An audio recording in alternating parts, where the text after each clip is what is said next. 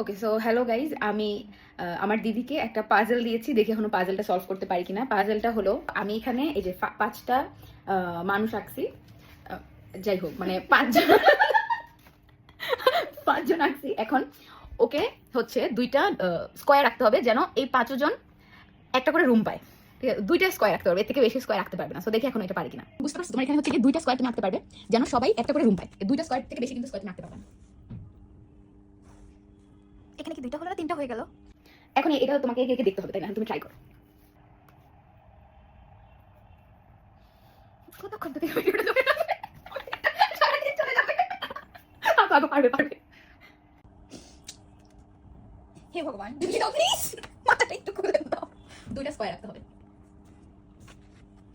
একটা আচ্ছা, এভাবে দিলে তো তারা দুজন একটা রুমে চলে গেল। ওইভাবে তো স্কোয়ার হলো না, এটা একটা নর্মাল একটা লাইন হয়ে গেল। একটা তারপর আরেকটা কোথায় রাখবো? আচ্ছা বলো, পারি না তাহলে আমি দেখাই দেবো। পারি না বলো। না, আমি আরেকবার ট্রাই করবো। এটা তো স্কয়ার হলো না, এমনি দাগ হলো। হ্যাঁ বলো, পারি না তাহলে আমি একে দেখাই দেবো। ওকে পাস, পারছি। পাঁচ। চলো এখন দেখি কিভাবে রাখতে হবে। তো এখানে পাঁচজন আছে, আমি কি বলেছিলাম দুইটা স্কোয়ার রাখতে হবে, যেন পাঁচজন একটা করে রুম পায়।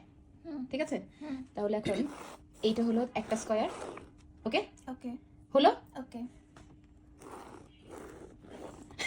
স্কয়ার নয়, এই যে চারটা কোণ।